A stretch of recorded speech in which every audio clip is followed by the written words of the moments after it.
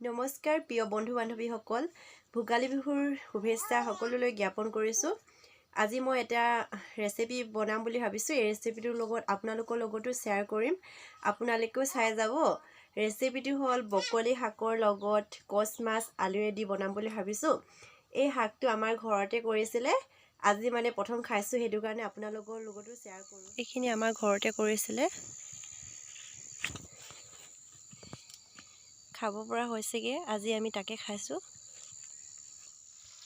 ইয়াতে বকলি শাক কাটি লৈছোঁ, আলু এটা কাটি লৈছোঁ, পিঁয়াজ দুটা কাটিলোঁ, ৰচুন আদা পিঁয়াজ অলপ খুন্দি লৈছোঁ আৰু কচ মাছ হালধি নিমখ মিক্স কৰি ল'লোঁ। কেৰাহীটো পাতি ল'লোঁ, প্ৰয়োজন অনুসৰি তেল দি লৈছোঁ মাছ ভাজিবৰ কাৰণে। এতিয়া মাছখিনি ফ্ৰাই কৰি লৈছোঁ, ফ্ৰাই কৰাৰ পিছত শাকত দি দিওঁ। তেলখিনি গৰম হ'ল, এতিয়া মই পিঁয়াজ পিচি থোৱা এই ৰচুনখিনি দি দিছোঁ। ৰচুন আদা পিচি থোৱা আছিলে, সেইখিনি দি দিছোঁ। হাতে দিছোঁ দেই মই। এইখিনি নিমখ আৰু হালধি দিছোঁ, প্ৰয়োজন অনুসৰি দিছোঁ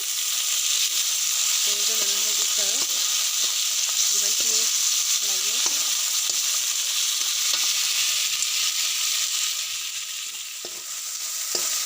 অলপ লৰাই দিছোঁ। এতিয়া মই ইয়াতে দিম আলু আৰু বকলি।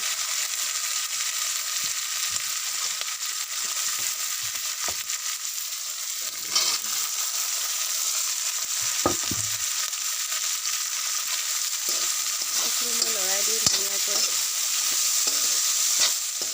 অকণমান সময় মই লৰাই দিলোঁ, ভাজি ল'লোঁ। এতিয়া মানে ইয়াত মই গৰম পানী এড কৰি দিম।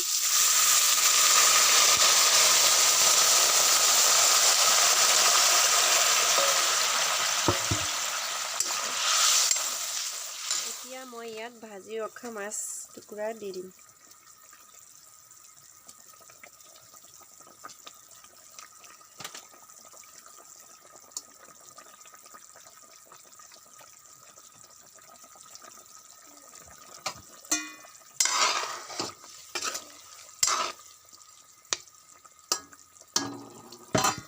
এইখিনি এতিয়া হৈ গ'ল, এতিয়া খাব পৰা ধুনীয়াকৈ হৈ গ'ল। খাই চাব আপোনালোকেও বনাই, বহুত টেষ্টি লাগে খাই।